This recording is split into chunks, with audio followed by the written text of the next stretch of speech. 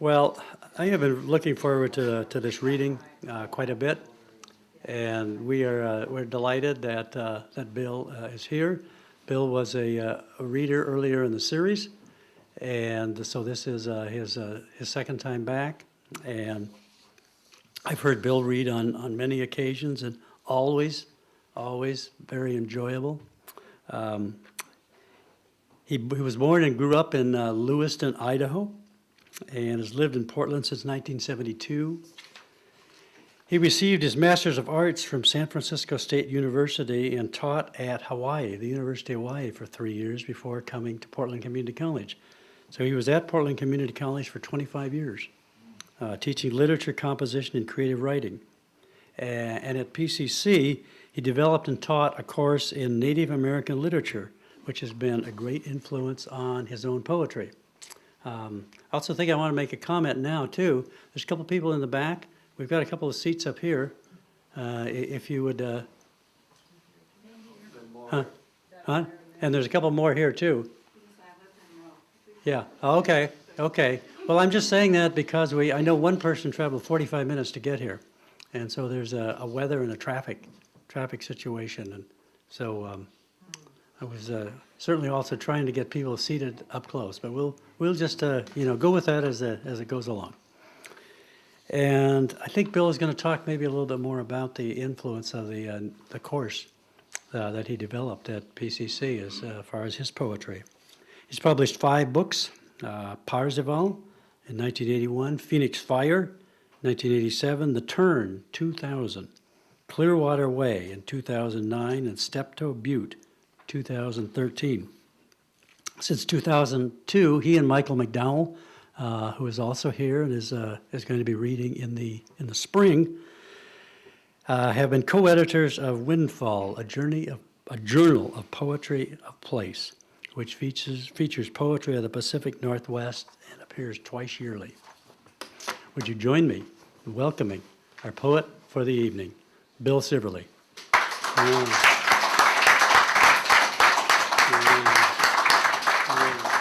Very great. Thank you, guys.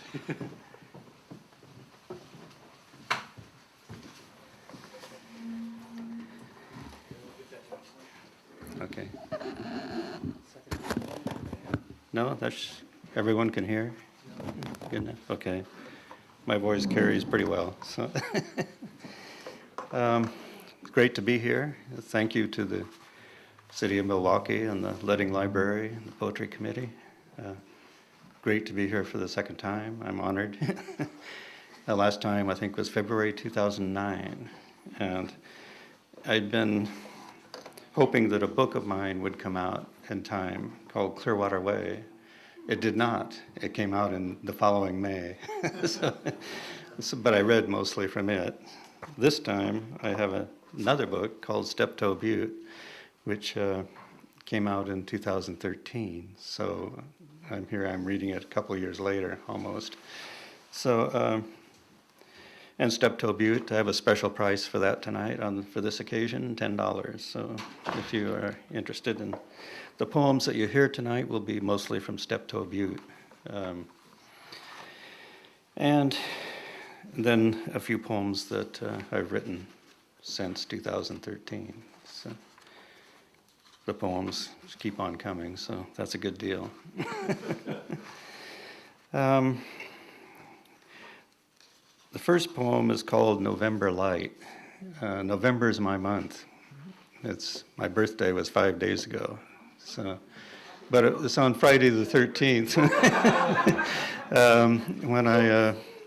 and by that evening the madness in Paris was being unleashed. So it was a definite Friday the 13th. We were on the coast in a terrific windstorm and rainstorm. And so it was... And my New York Times was not delivered that day for some reason. So I called him up, and the guy said, "It was your birthday, and it was Friday the 13th, and you didn't get your paper?" And all hell broke loose in Paris.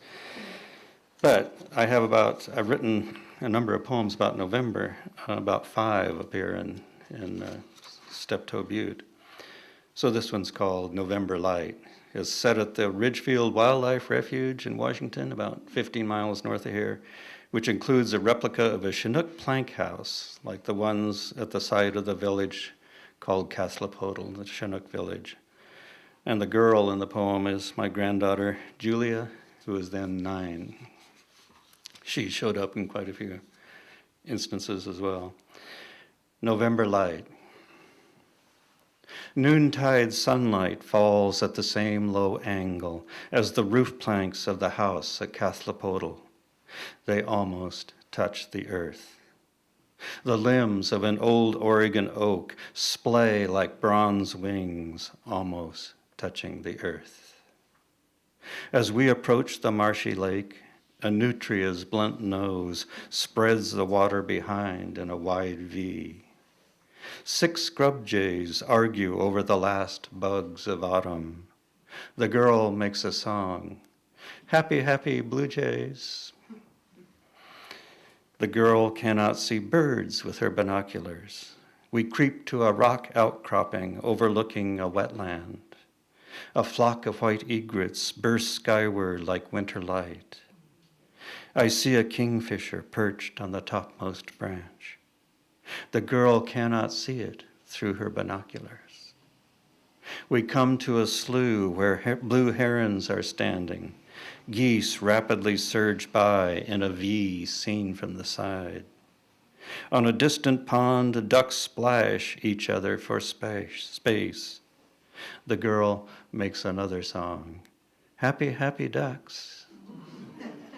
Crossing the bridge, we see the yellow trees reflected upside down in the stillness of Lake River. They are nested beneath the dark window of earth. Geese rise in a concert of wings to follow the calling light.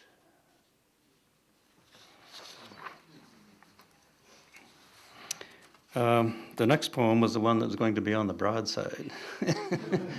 If you want, Yuta, maybe you could start that around, that particular handout, and people could, if you want to follow along with it or something, that would be fine. Sorry about the broadside. This is called The House on Lancaster Road. And the house on Lancaster Road is the house where Yuta and I have lived for almost 30 years. So talk about living in one place. That's basically what it is.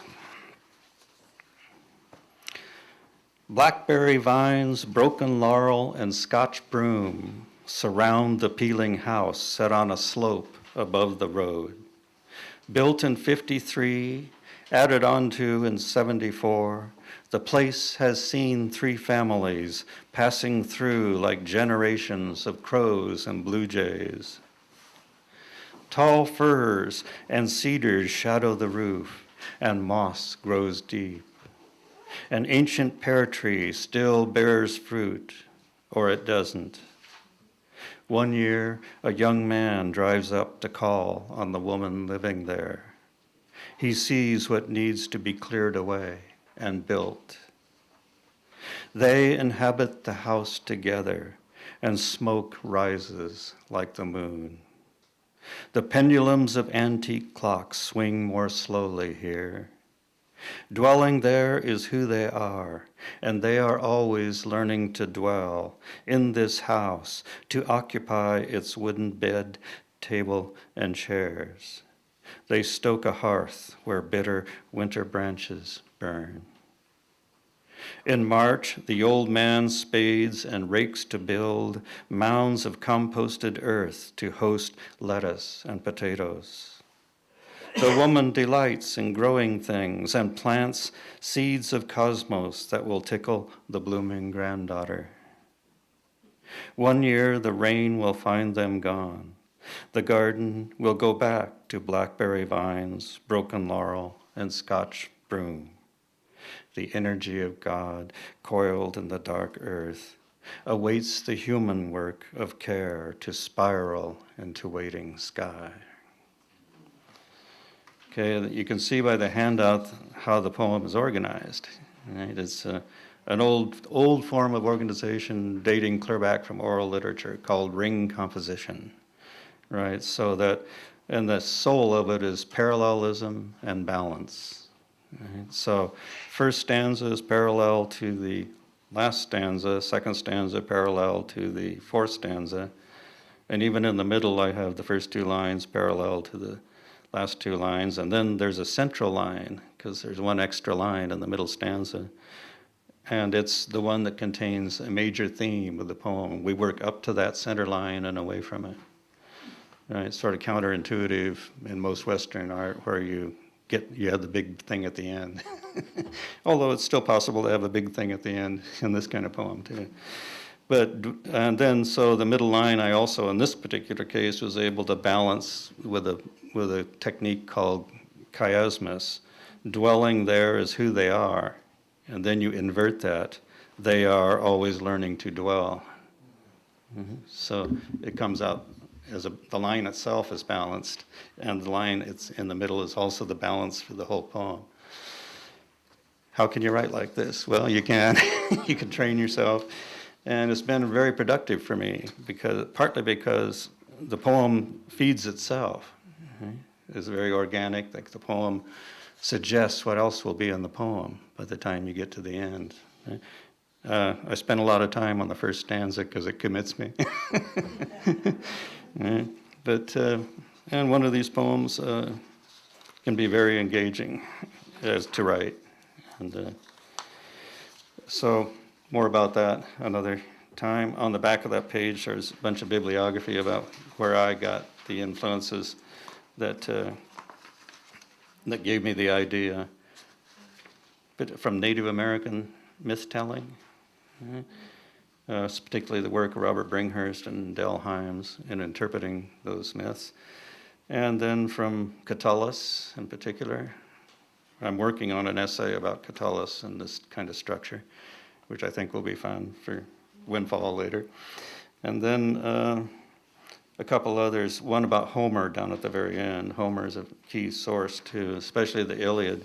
The Iliad is structured exactly this way, the entire Iliad, right? All 24,000 lines, converging on the great battle in the middle and away from the great battle in the middle, right? It's remarkable. That's how the ancient oral poets remembered a poem of 24,000 lines, is what came next, and then what balanced off of that on the other half. Just an amazing, they didn't memorize 24,000 lines. That used to confuse me so much when I was a kid, right? How could they memorize 24,000 lines? They didn't. They sort of, the oral bard made it up on the spot anew each time, right? But knew the structure. So it was an amazing, it would have been amazing to hear such a performance over days, no doubt.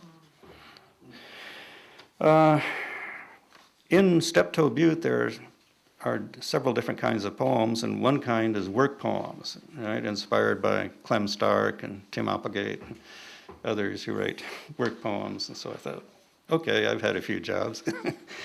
So there's 6 poems in there on different kinds of work that I've done along the way.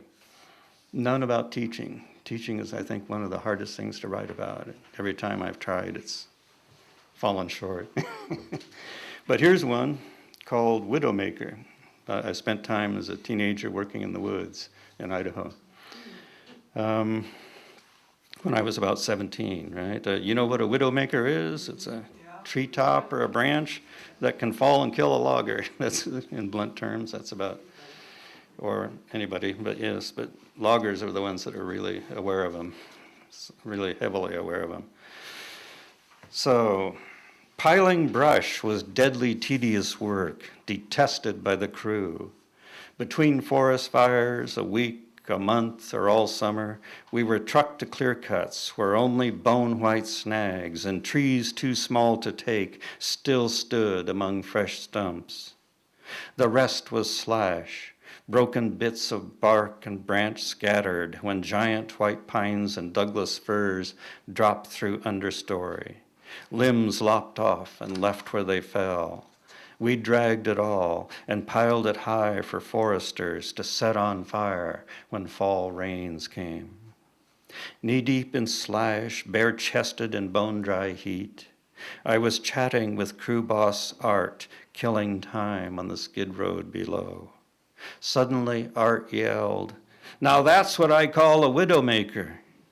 High on a slope 100 feet away, a lofty snag began to tilt, descending to earth in silent, slow motion, crashing in a royal of dust. We quickly scanned the other snags still standing all around us. One gully over, the crew were building their own big pyres for the fall. Larry shouted, "Bobcat," and pointed down the ridge where she picked her way through the naked mess we had made of her secret trail. Leaving slash where it lay to enter the round of slow decay would have served the forest well, but we were hired to clean the farm, to make it convenient to harvest the next generation of clones, as if our job were taming the earth until we no longer belonged.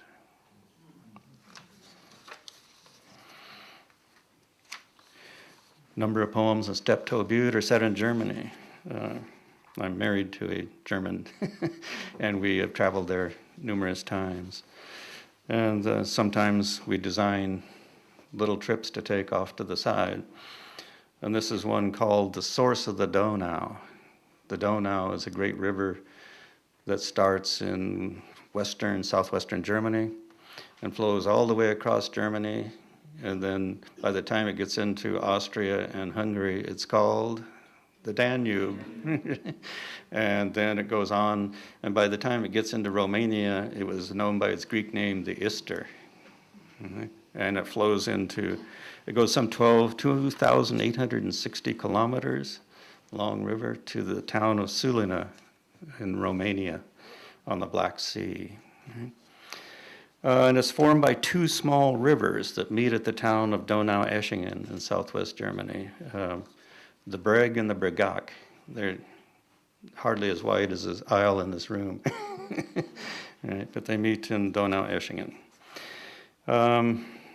There's a mention of a Jägerstube, which is a restaurant called a hunter's room, right, where you can get a wild boar and venison, which the Germans are fond of. I actually got a taste for it myself. And in the middle line has some German, which is "Hier entspringt der Hauptquellfluss der Donau," which is "Here springs forth the main source of the river Donau." So, the source of the Donau. At Donau-Eschingen, we find the Donau-Quelle, a round concrete pool that holds the original spring. A statue pointing east portrays the bar, the hills and valley here. A child Donau at her feet, and young man Donau beside her. These are statues. 1,300 kilometers east, the Donau becomes Danubius, a middle-aged man in Budapest. But here we relish lunch of wild boar in the Jägerstube and ponder tributaries in search of the one true source. We follow the longest one, the River Breg, a rushing ditch, up the mountain to Furtwangen and beyond. A stone declares, "Hier entspringt der Hauptquellfluss der Donau," a pipe spring bubbling below a soggy mountain meadow, starting the Breg on its way to decrepit Sulina on the Black Sea. Cold spring rain comes down, and near a tiny chapel of St. Martin, we find refuge in the Berggasthof, where a family feud is underway. At a corner window overlooking the lush valley of the Breg, we drink coffee as voices from another room pour out. That night at dinner in Hotel Falcon, overlooking the Black Forest Resort at Bayersbronn, we share our table with a businessman and his cross-dressing friend who bubbles, "Dear heart, won't you pour me more of your sweet wine?" True source of the Donau.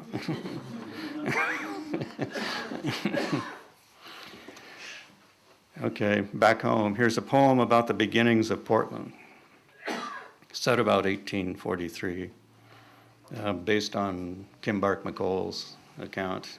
I did this book about Portland. Great Histories about Portland by Kim Bark McColl. The Kalapuya, of course, are local Native Americans on the west side of the Willamette at that time. This is before the coin toss. That was in 1845, so this is a couple years before that. The Clearing. Breaching dense forest on the west side of the Willamette, travelers beached their canoes and cleared an acre of underbrush to make a camp, a place to rest, a place to die when fever emptied Kalapuya lodges in 1833. 10 years later, William Overton, hitching a ride upriver in Asa Lovejoy's big canoe, said he was getting sick. And besides, Lovejoy ought to see the best potential claim along the whole Willamette, already half cleared for use. Only a few maples and oaks stood upon the bank there, the river running deep enough for deep draft ships, shady birthplace of the future, the generation of money. Lovejoy filed for Overton and himself a homestead claim, 640 acres for a 25-cent filing fee. Overton grew tired of felling trees and building roads, sold his half-claim to Francis Pettigrew for $50, and lit out for Texas, where some say he was hanged. Pettigrew built a store at the future corner of First and Washington. Lovejoy sold his half-claim to Benjamin Stark for some cattle and $1,200, moved back home to Oregon City. A few Kalapuya set up wigwams along the forest edge of town, and soon they followed their ancestors into the shadows.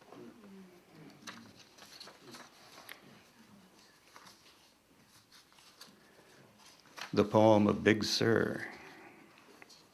A friend of mine, Joe Stroud, lives in Santa Cruz, and he took me down to Big Sur. So here's the poem of Big Sur.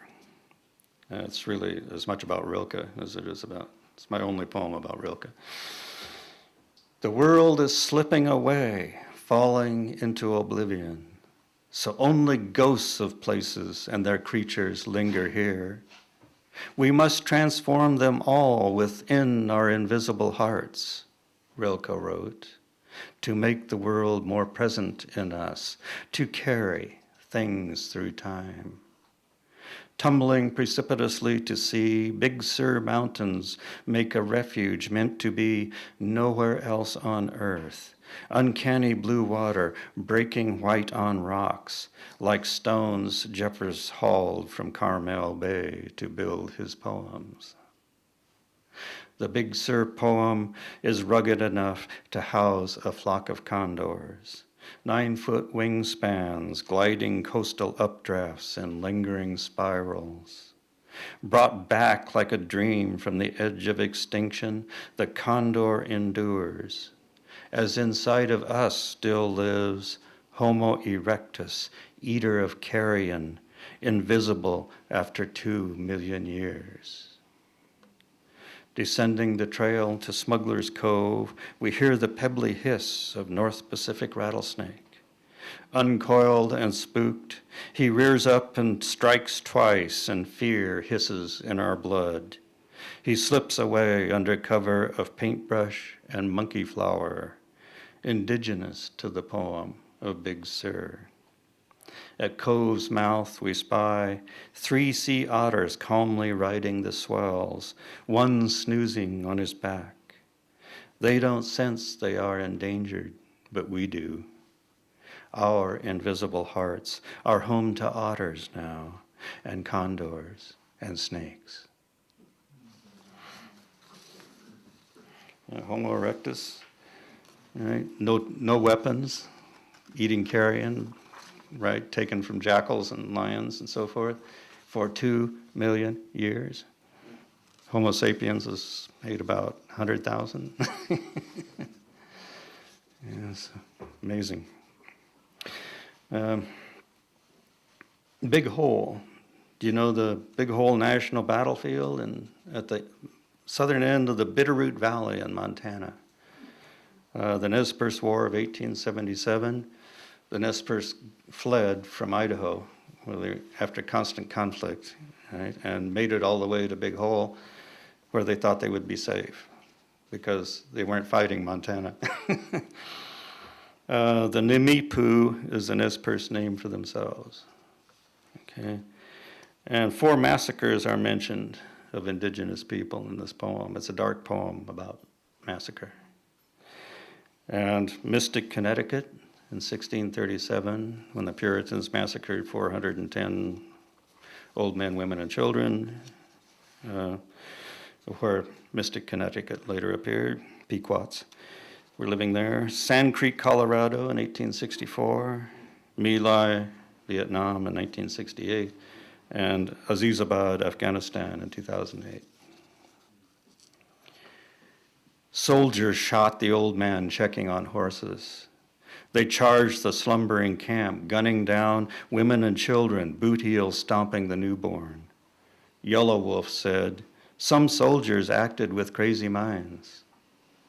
The Nimipu called this meadow place of ground squirrels, haven of willows and good grazing along the Big Hole River, beyond the conflict of Idaho.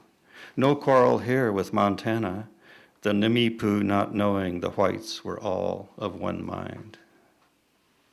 130 years later, I walked the trail to a skeletal village of lodgepoles left behind. Medicine bundles and bits of faded cloth dangle from ropes, placed by descendants of those who survived, who yearly walk this trail under the August sun. Screams of the slaughtered echo through time.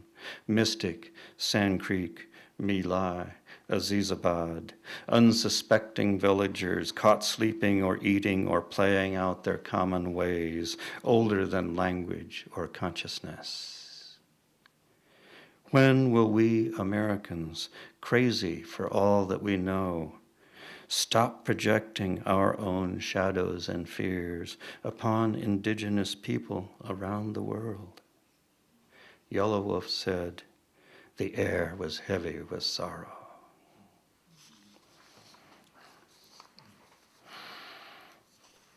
And that's the poems from Steptoe Butte that I'm reading today. So the ones now are from the years since then. I can't say they're any brighter. If you want to do serious poetry, you encounter a lot of human darkness, I think. And that's and how do we make art still? Here's a poem about fear and how, as Stafford says, the darkness around us is deep. It's called Howling Wind. I heard a poet fantasize how at some other poet's reading, he reached into his knapsack, pulled out a gun, and shot the poet. Because his poems were so bad, he didn't even know it. The audience howled with delight, like a laugh track for a sitcom. It struck me then that no one had threatened to kill any of them. Just last month, the ex-con lover of our daughter beat her up again. And this time, he promised if the law came after him, he would kill her mother and me. He claimed he could firebomb our house at night, and flames would move so fast we would never know what hit us. We spent a very long month looking over our shoulders and peering through the window blind until the law caught up with him and put him in jail. Then last night, I was awakened by my dog's low growls. Neighborhood coyotes were howling back at a howling wind. As I got up to read for an hour before my second sleep, lights flashed and the power went out. I sat in darkness, listening to the wind hurl branches against the house. As absolute darkness assumed its dominion over time, it struck me again how darkness outside rushes to join darkness within.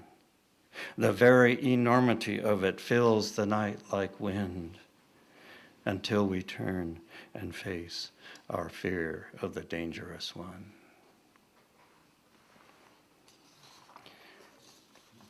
For other crimes, he's now doing 40 years in prison. So. But that does get your attention when somebody tries.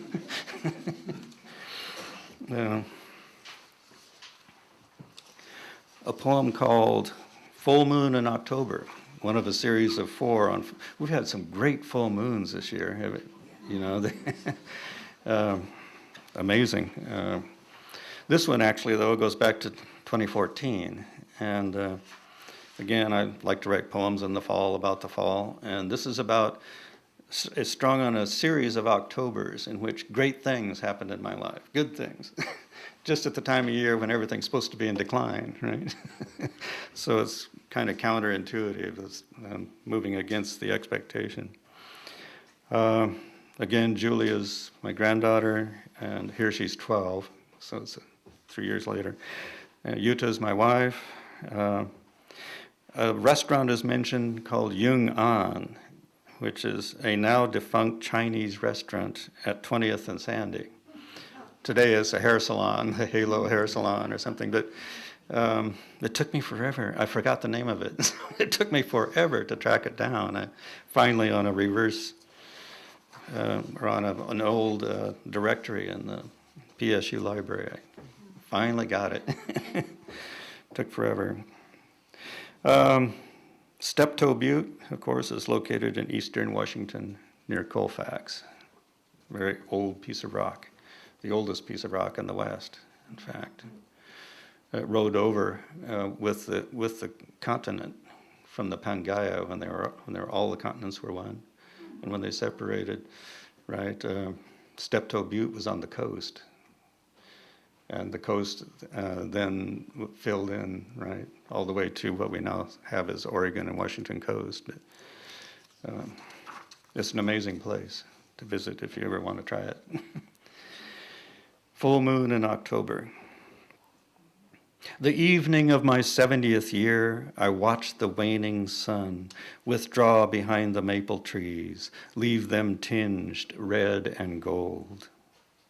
Goalie Julia drop kicks a neon yellow ball downfield for fancy footwork and a long pass under a darkening sky. October 10th, 1980, I first saw with open heart Yuta descending a staircase across a crowded conference room, wearing a copper-colored dress. I had to speak alone. We date our lives together from dinner that night at Yung An. October 8th, 2014, 3:30 a.m., a lunar eclipse begins. Yuta and I wander Lancaster Road in bathrobes to see it beyond streetlights. The blood moon hangs in the sky like a heart worn down to a globe. A painful year living with homeless child and grandchildren begins to fade, and a gleam of white light appears at the edge. October 13th, 2007, Yuta and I are standing on Steptoe Butte, chanterelle-colored fields rolling away in every direction. For reasons still unknown, that moment on the oldest rock in the West marks the end of addiction's domain, marks the heart reborn. The evening of my 70th year, I watched the sky darken as clouds sweep overhead, heavy with rain from warming seas. Julia kicks the ball past the girls into the goal. Their shouts of glee are music to me, the dawn of the young moon, regeneration song. It's Naomi Klein, or quoting Leanne Simpson, that we get nowhere until we get beyond extraction as a mindset and start thinking in terms of regeneration. Very great wisdom. Okay.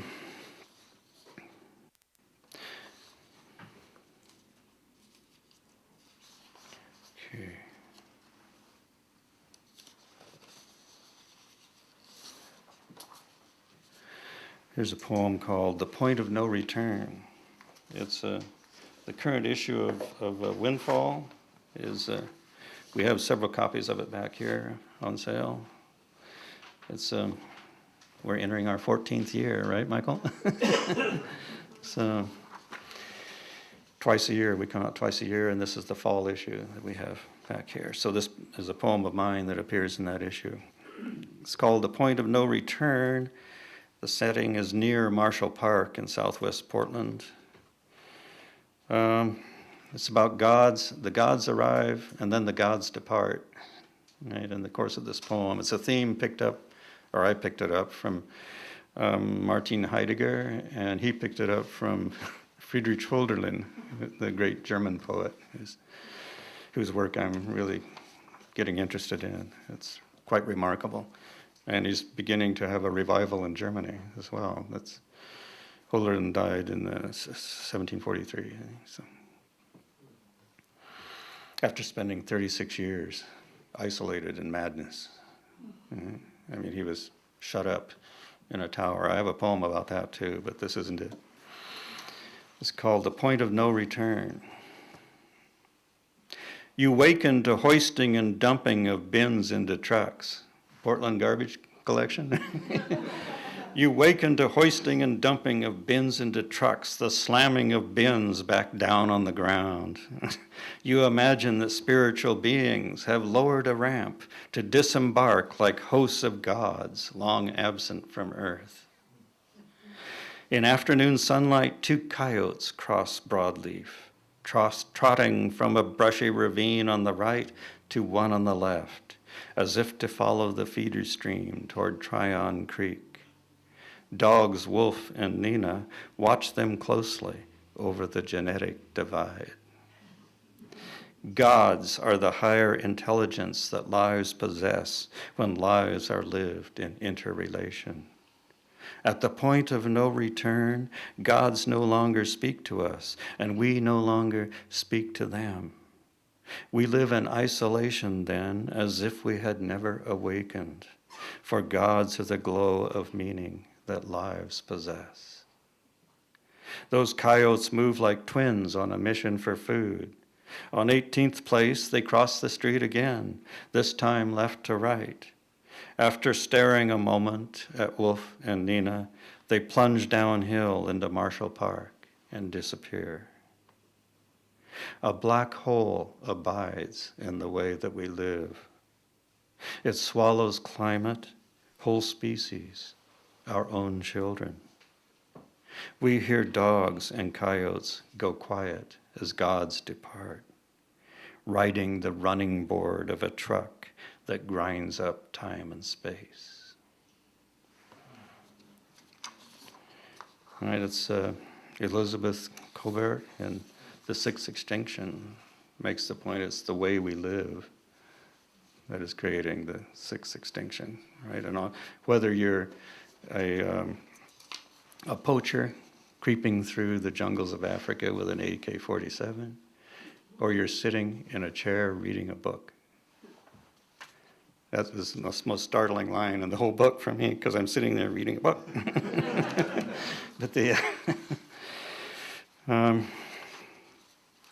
this last summer, I have 2 more poems. This last summer, Jutta and I were in Germany again, and this time we were accompanied by her daughter Daniela and her friend Paul. And the 4 of us were traveling across Germany, and I wanted everybody to go to the village of Rücken in Sachsen, because the village of Rücken is where Nietzsche was born and is buried. Right? I like to do that, go to places where some hero or some literature person once lived or flourished or came from. And this was last August 31st. Nietzsche died on August 25th, 1900. So it was almost exactly 115 years. So, and the last couple of years of Nietzsche's life, 1888, 1889, and of his working life, in 1889 he went crazy, collapsed, went crazy, and spent 11 years kind of comatose before he died in 1900. So those last 2 years, he spent half the year in Turin, Italy. He finally found a place that was amenable to him, Turin, Italy, after bouncing around all over Europe, right? And the other half of the year he spent in Sils Maria, which is 6,000 feet high on the Swiss Alps.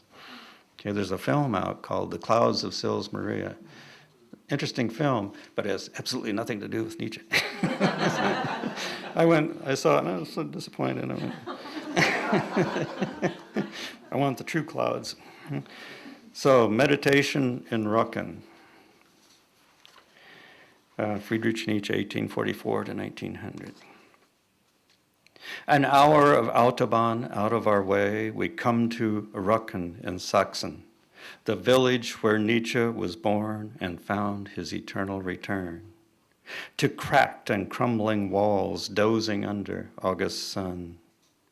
No one moves except some chickens, too skittish to befriend. We try the door of the church and find it locked.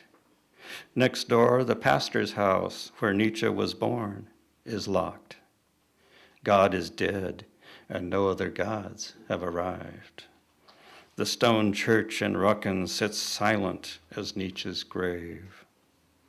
Standing by his stone, I feel 115 years old, as if the disintegration he prophesied goes on all around us.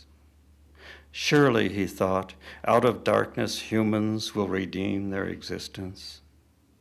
Instead, he worked alone in Turin and Sils Maria until he died in Weimar, spared gross spectacles of drone wars and climate change. White gravel crunches under our feet as we talk about Nietzsche. We walk a couple of blocks, find World War plaques in a tiny Platz. Few signs of modernity, a TV dish affixed to a shed.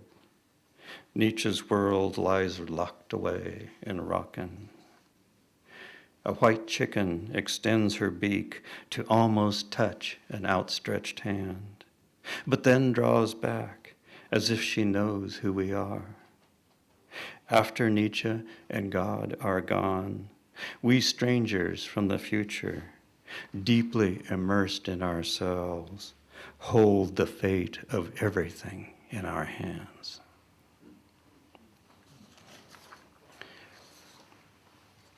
Finally, I end with another November poem. A love poem for Jutta Donat called November Home. Fog hangs in the branches, veiling yellow maple leaves.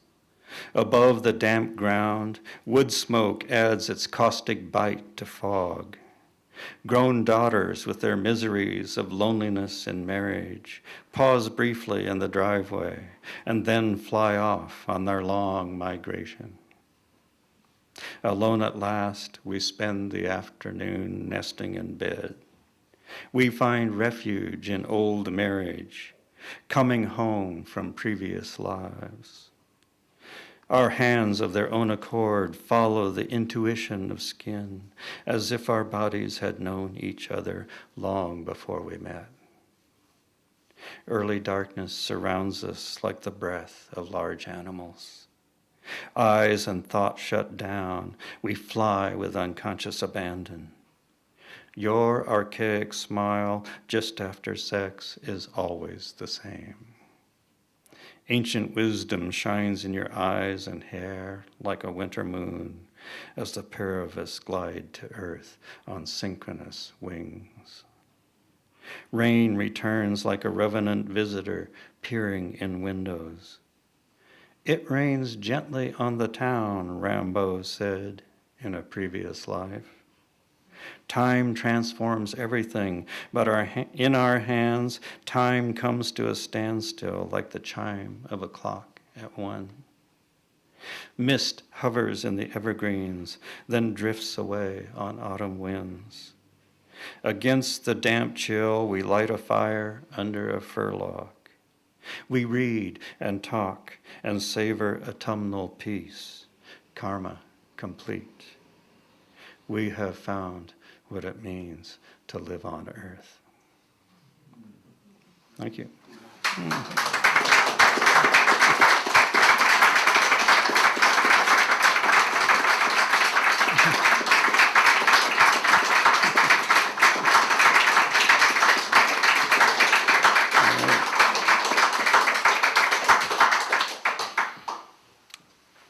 Questions? Well, first, thank you very much, Bill.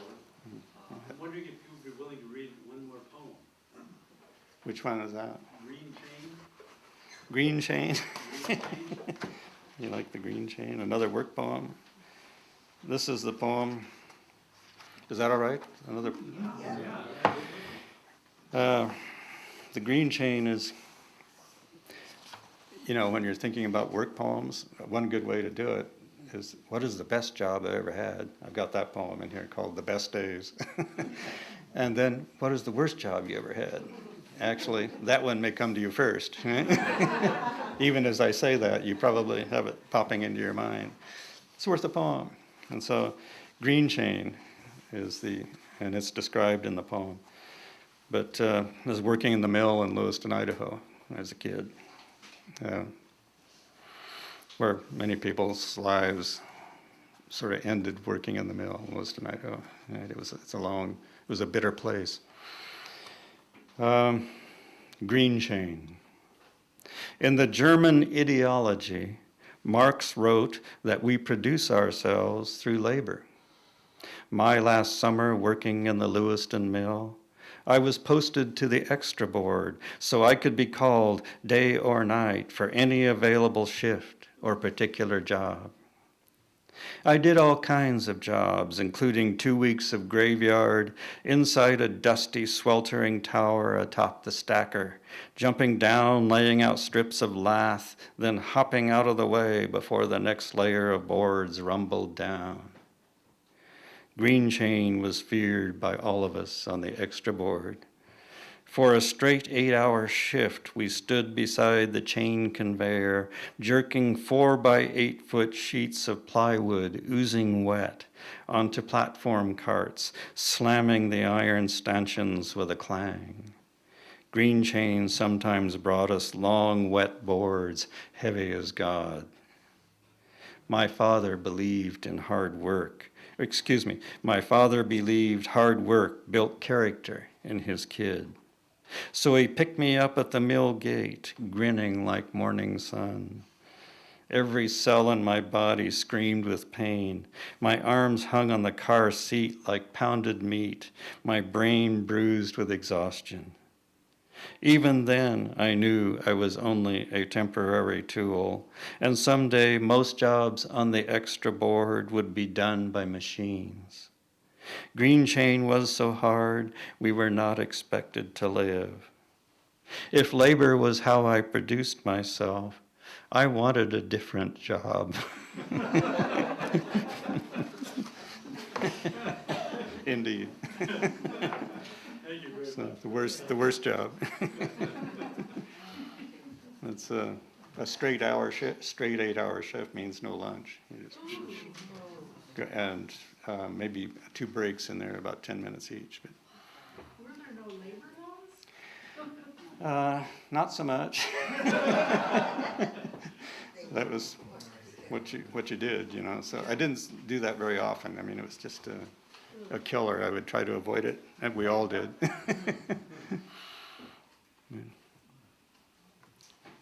Questions? Does anybody have any questions? Where exactly is Steptoe? It's near the town of Colfax, Washington, Where is that? It's way over in eastern Washington. Near Spokane? It's below Spokane before you get to Pullman. Right. It's kind of closer to Pullman than Spokane. Right. Yeah, Rosalia Washington's. It's worth going to. Is it any kind of a national monument, or is it No. State park or something? Yeah, state park, and you can. There's a winding road. You drive. The beginning of the road is right here. You'll Yeah. see it before you get there because it's all wheat fields and there's Steptoe Butte. Yeah. a, you see it as you're on the road to Spokane? Yeah, And you have to go out of your way to get to it. yeah, but, But Yeah. I can you mean, see it on the road to Spokane? Oh yeah, if weather being and there's right. signs. I used to be able to see it from Moscow, Idaho, even. You Oh, know, yeah, up on a ridge outside of Moscow. A friend of mine had a place, and we could see it when the sun was right. Moscow, Idaho was snow. Yeah. Yeah, I spent a couple years there myself. Bill, I'd like to ask you, in listening to your poems that you read today, there's this sense of immediacy of moment. You're in the moment, and you paint very vivid pictures of the moment. What I was wondering, do you keep notes of these scenes to go back and then to expand on them later, or do you just do it from recall in your writing process? Almost entirely from recall, with the exception of the German poems, because the only time I ever keep a journal of any kind is when traveling, partly because things are happening so fast, you know, time is compressed, and that really lends itself to forgetting. so I write down even just bare things, where I was that day and what I saw, and occasionally impressions, but most of the details, like, are things I just remembered, like the village in Rucken, right? The details about that little tiny park Paul and I walked to, right, were just in my memory. I didn't write them down or anything. They just stuck with me. And sometimes photographs help, but again, usually only when I'm traveling. Never did keep a journal. I don't write every day. I don't use prompts. In fact, I never had a prompt. I didn't use a prompt the whole time, 20 years I was teaching, 25 years I was teaching. When Michael was talking about them after I had retired, I had to ask him to tell me what they were. I didn't know what a prompt was. So nor do I use workshops much, but I'm in a writing group. So I have been off and on in different writing groups. Remember Poetry Church, Pauline? And Verlina called our writing group Poetry Church. Which it was. I used to, often asked here is, how do you write, or what's your writing practice, right? And I think last time in 2009 I just said, well, whenever they come to me or something. And then the only other person that ever said that in the readings up here that I've heard, and I've been to many of these readings, was Carl Adamczyk, who was asked that question. And he said, well, I write when they come to me. And Judith Barrington said that last week as well. Since her episode with the brain, she has been writing when she feels like it, she said, which I thought was really remarkable, because in the middle of your life you're often driven to write, especially if you're working and time is precious. And Lex Runciman said, I write in 15-minute increments, and when he's working, but I've always had sort of when they come to me, and that's even more so in recent years. And I generally write one poem a month, and I don't write pieces of it or save any pieces of anything. This one poem I struggle with for a month. It's like Jacob wrestling the angel. It's kind of until either the poem or I win. If I win, it's a loss, because the poem usually has a mind of its own. That's a big piece, I think, of allowing poems to happen. Is a very big thing. You have to cede control sometimes. It sounds like with this form that I'm seizing control, but actually it's no different from free verse in terms of spontaneity and and invention and things coming to you, and surprising you, telling you things you didn't know were going on. I think sometimes form gets a bad name for that. And I invented my own form, obviously, a 21-line form here that I've been using it's all through Steptoe Butte and through the current work I'm doing. The earlier books, I was sort of getting on the way there. Clearwater Way is sort of, works up to the middle in a way, but it's longer, more sprawling poems, because I was writing about the countryside between here and Idaho.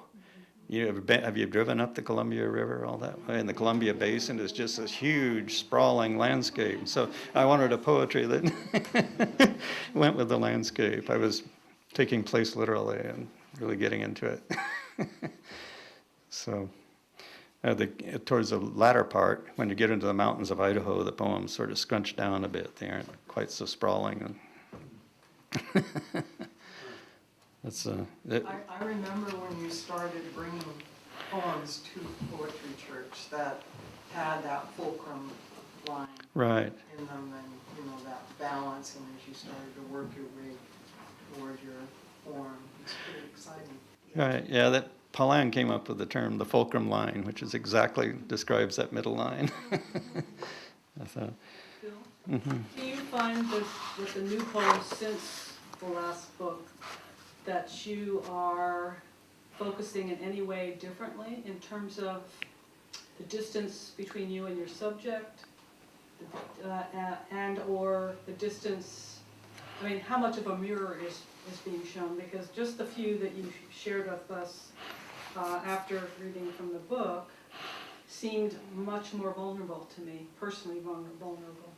So is that something that you're allowing to happen, or is it just coming to you? yeah, both. I'm not as conscious of that as I could be. I'll sometimes take up things like the idea of writing about something like climate change. There's this thing about, I was just reading about Catullus, right, who has a lot of obscenity in his poetry. And this one scholar that I'm reading said, what is obscenity, right? Catullus thought it made his poems witty and charming. And sometimes they're hair-raising obscenity. And he said, so what makes obscenity? And he said, it is what you can linguistically say, but which you may not say culturally or socially. So if in fact we've had plenty of obscenity, along the way, maybe even we're sort of jaded about it after the Beats and the rest, what is it that we can say but may not say, And I'm thinking the true reality of climate change might be something like that. Or maybe there's others that I haven't figured out yet.